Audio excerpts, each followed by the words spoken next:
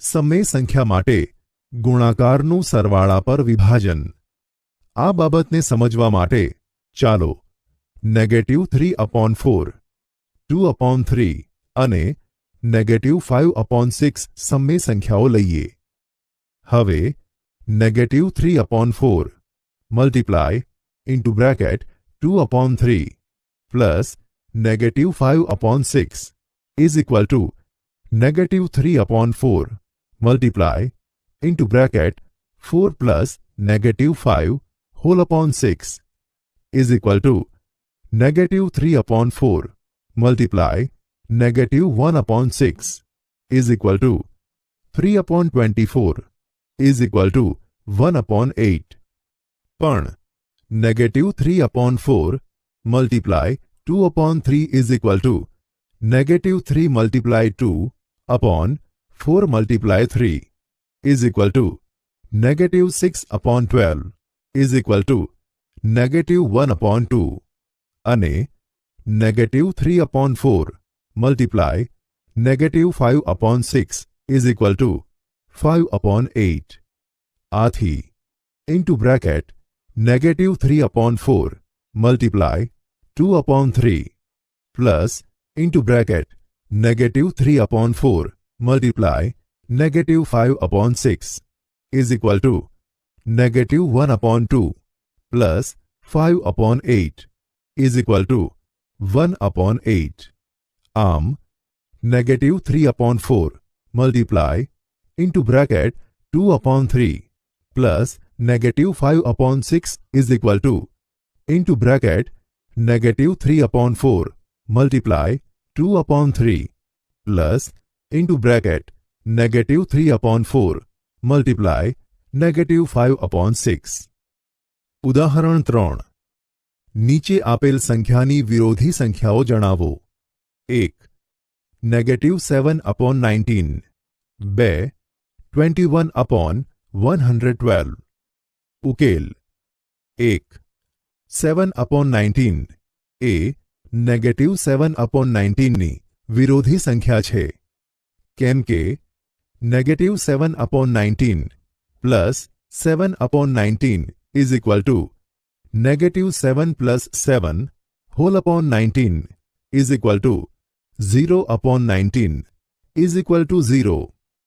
એવી જ રીતે 2 -21/112 એ 21/112 ની વિરોધી સંખ્યા છે।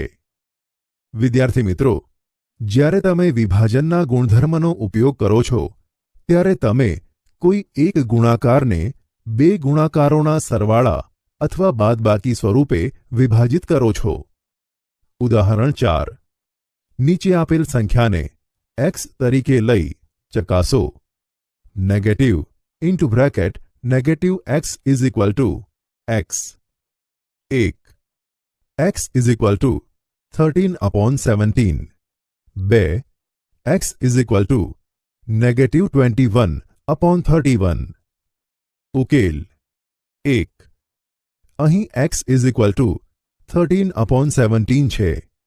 x ઇઝ ઇક્વલ ટુ 13/17 ની વિરોધી સંખ્યા negative x is equal two -13/17 હોવાથી 13/17 plus -13/17 is equal to 0।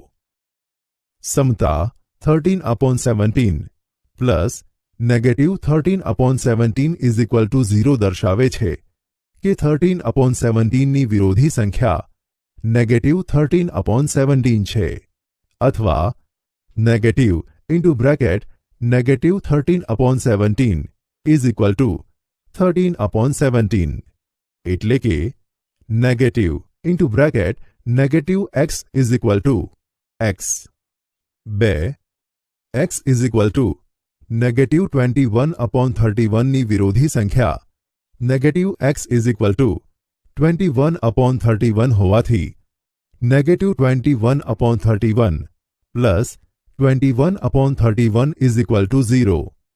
Samta -21/31 plus 21/31 is equal to 0 દર્શાવે છે કે -21/31 ની વિરોધી સંખ્યા 21/31 છે, એટલે કે -x = x. ઉદાહરણ 5. કિંમત શોધો. 2/5 મલ્ટીપ્લાય -3/7 -1/14 -3/7 મલ્ટીપ્લાય 3/5. ઉકેલ. અહીં 2/5 મલ્ટીપ્લાય -3/7 -1/14 -3/7 મલ્ટીપ્લાય 3/5 = 2/5 મલ્ટીપ્લાય -3/7 -3/7 મલ્ટીપ્લાય 3/5 -1/14. ક્રમનો ગુણધર્મ = 2/5 મલ્ટીપ્લાય -3/7 પ્લસ -3/7 મલ્ટીપ્લાય 3/5 -1/14. વિભાજનનો ગુણધર્મ = -3/7 2/5 પ્લસ 3/5 -1/14 -3/7 મલ્ટીપ્લાય 1 -1/14 -6 -1/14 -1/2. સમમેય સંખ્યાનું સંખ્યા રેખા પર નિરૂપણ. વિદ્યાર્થી મિત્રો, તમે સંખ્યા રેખા પર પ્રાકૃતિક સંખ્યા, પૂર્ણ સંખ્યા, પૂર્ણાંક સંખ્યા અને સમમેય સંખ્યાનું નિરૂપણ અગાઉ શીખી ગયા છો. ચાલો આપણે તેનું પુનરાવર્તન કરી લઈએ. પ્રાકૃતિક સંખ્યા 1 1 2 3 4 5 6 7 8. અહીં સંખ્યા રેખા એ 1ની માત્ર જમણી બાજુ જ અનંત રીતે વિસ્તરે છે. પૂર્ણ સંખ્યા 2 0 1 2 3 4 5 6 7 8. અહીં સંખ્યા રેખા એ 0ની માત્ર જમણી બાજુ જ અનંત રીતે વિસ્તરે છે. 0ની ડાબી બાજુ કોઈ સંખ્યા હોતી નથી. પૂર્ણાંક સંખ્યા 3 -3 -2 -1 0 1 2 3 4. અહીં સંખ્યા રેખા બંને બાજુ અનંત રીતે વિસ્તરે છે. વિદ્યાર્થી મિત્રો, શું તમને -1 અને 0, 0 અને 1 વગેરેની વચ્ચે કોઈ સંખ્યા જોવા મળી? સમમેય સંખ્યા 4 -1 -1/2 0 1/2 1. અહીં સંખ્યા રેખા બંને બાજુ અનંત રીતે વિસ્તરે છે, પરંતુ -1 અને 0, 0 અને 1 વગેરે વચ્ચે બીજી સંખ્યાઓ પણ જોવા મળે છે. 5 0 1/3 2/3 1. ઉપર સંખ્યા રેખા 4માં 0 અને 1ની બરોબર વચ્ચે એક બિંદુ આવે છે, જેને 1/2 વડે દર્શાવેલ છે. વળી સંખ્યા રેખા 5માં બિંદુ 1/3 એ 0 અને 1ના 3 સરખા ભાગ કરે છે, તેથી તેને 1/3 વડે દર્શાવેલ છે. તેમ સંખ્યા રેખા 5માં બીજો ભાગ, કે જેને ક્વેશ્ચન માર્ક વડે દર્શાવેલ છે, ત્યાં કઈ સમય સંખ્યા લખશો? આ બિંદુ 0થી જમણી બાજુ 1/3 થી બમણું દૂર છે, તેથી તેને 2/3 વડે દર્શાવીશું. આ જ રીતે તમે સરખા ભાગ કરીને સંખ્યા રેખા પર સંખ્યાઓ દર્શાવી શકો છો. આ પ્રમાણે પછીનું બિંદુ 1 થી દર્શાવેલ છે. આપણે જોઈ શકીએ છીએ કે 3/3 અને 1 એ એક જ બિંદુ છે. ત્યાર પછી 4/3, 5/3, 6/3 અથવા 2, 7/3 વગેરે આવે, જે સંખ્યા રેખા 4 પર દર્શાવેલ છે. તેવી જ રીતે 1/8 સંખ્યાને સંખ્યા રેખા પર દર્શાવવા માટે 0 થી 1 વચ્ચેની સંખ્યા રેખાના 8 સરખા ભાગ કરવામાં આવે છે, જેમ કે અહીં આપણે પ્રથમ ભાગના બિંદુને 1/8 તરીકે દર્શાવીશું, બીજા ભાગના બિંદુને 2/8, ત્રીજા ભાગના બિંદુને 3/8, તેવી જ રીતે ક્રમશઃ આગળ બિંદુઓને દર્શાવીશું. વિદ્યાર્થી મિત્રો, કોઈપણ સમય સંખ્યાનું આ રીતે સંખ્યા રેખા પર નિરૂપણ કરી શકાય. આપણે જાણીએ છીએ કે સંખ્યા રેખામાં છેદમાં આપેલ સંખ્યા એ એક એકમના કેટલા ભાગ કરવા તે બતાવે છે, જ્યારે અંશમાં આપેલ સંખ્યા તે કરવામાં આવેલ ભાગમાંથી કેટલામો ભાગ છે તે દર્શાવે છે. તેથી સમય સંખ્યા 4/9 નો અર્થ એ છે કે 9 સમાન ભાગનો ચોથો ભાગ કે શૂન્યની જમણી બાજુ છે, અને -7/4 માટે 1/4 લંબાઈવાળા 7 ભાગ કરવાના કે જે શૂન્યથી ડાબી બાજુ હોય છે, અને સાતમો ભાગ એ -7/4 દર્શાવે છે.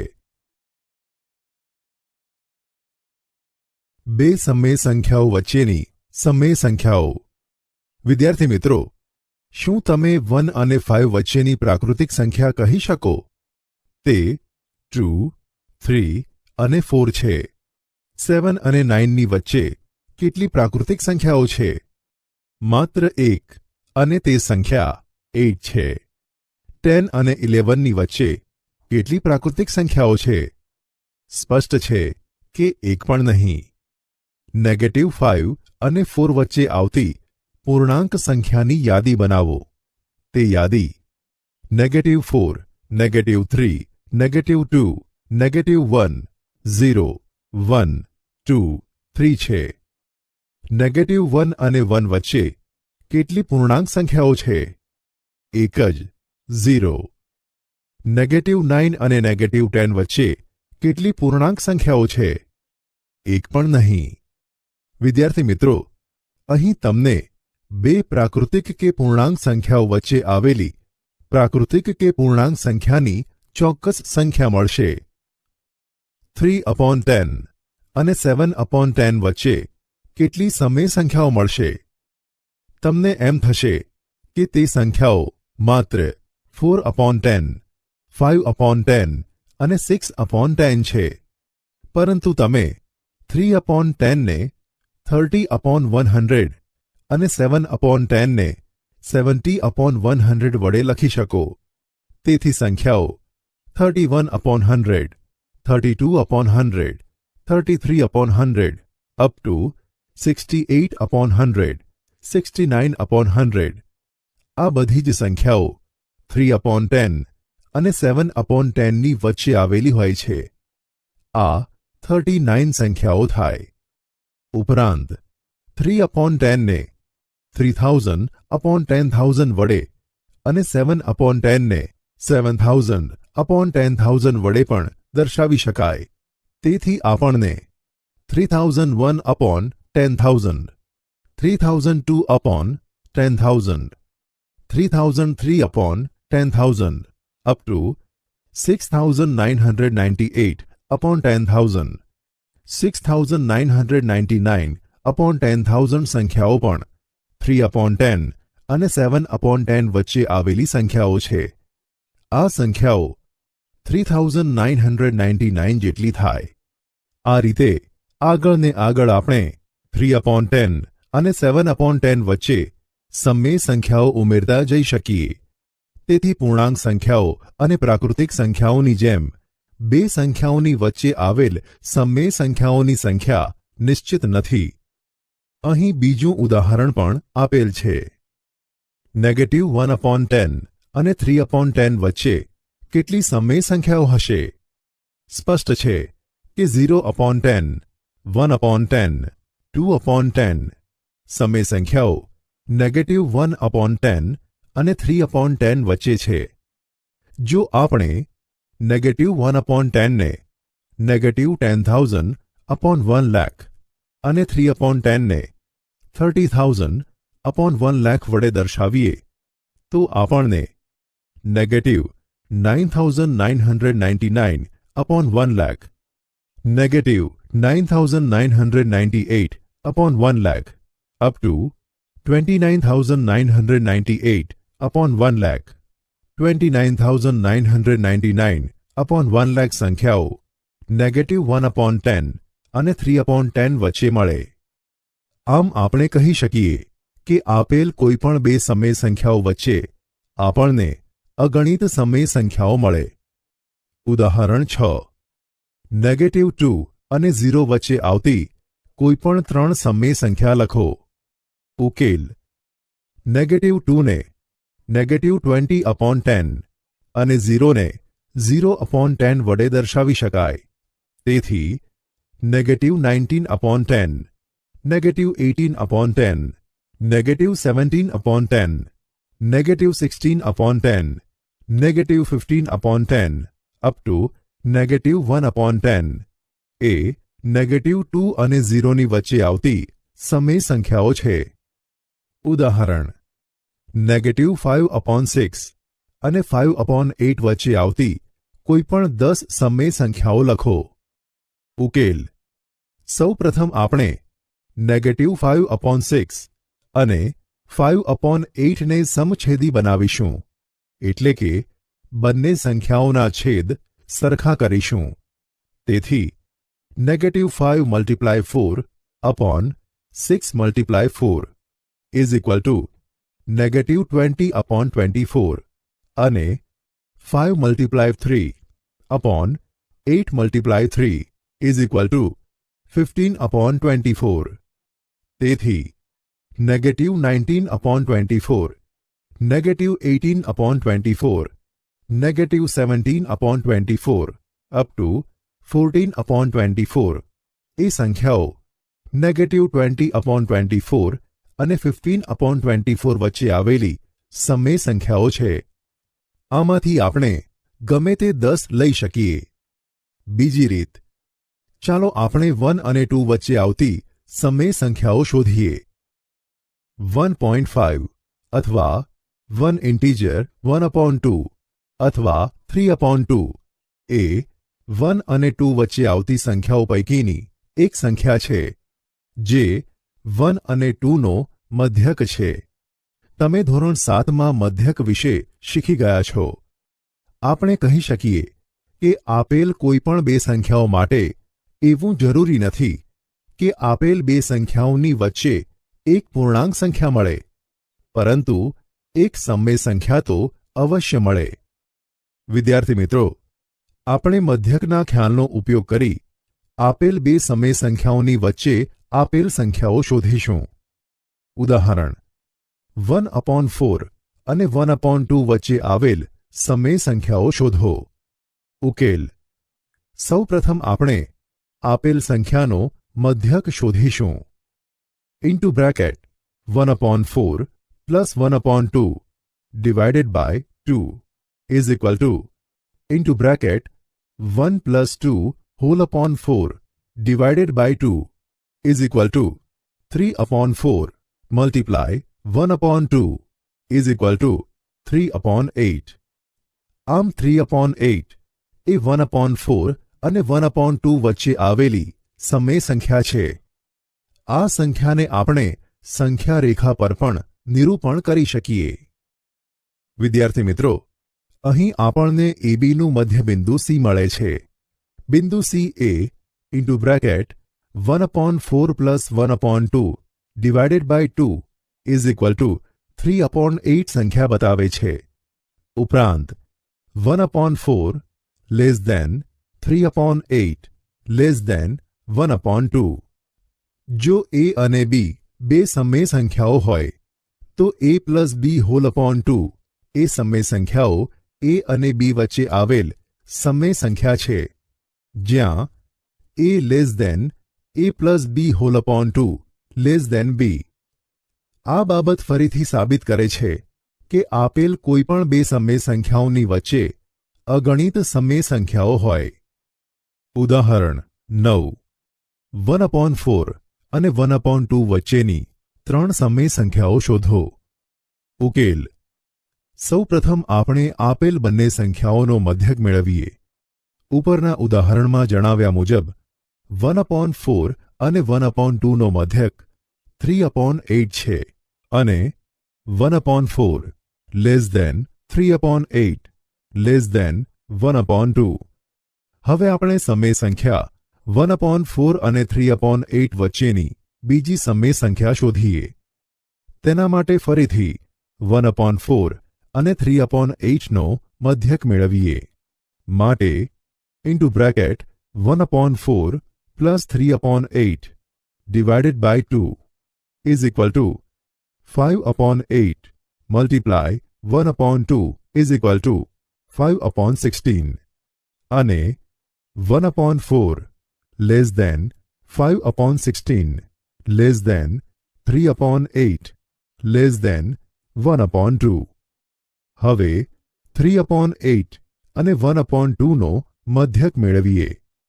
માટે into bracket 3/8 plus 1/2 divided by 2 is equal to 7/8 multiply 1/2 is equal to 7/16.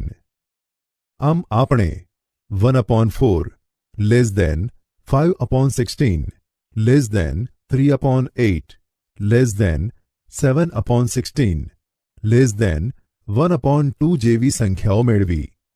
આમ 5/16 3/8 7/16 એ ત્રણ સમય સંખ્યાઓ 1/4 અને 1/2 વચ્ચે આવેલી સંખ્યાઓ છે. આ બાબતને નીચે મુજબ સંખ્યા રેખા પર સ્પષ્ટ રીતે દર્શાવી શકાય. વિદ્યાર્થી મિત્રો, આ રીતે આપણે આપેલ કોઈપણ બે સમય સંખ્યાઓની વચ્ચે ઈચ્છીએ તેટલી સમય સંખ્યાઓ મેળવી શકીએ. અહીં ફરીથી આપણે નોંધીએ કે કોઈપણ બે સમય સંખ્યાઓ વચ્ચે અગણિત સમય સંખ્યાઓ મળે.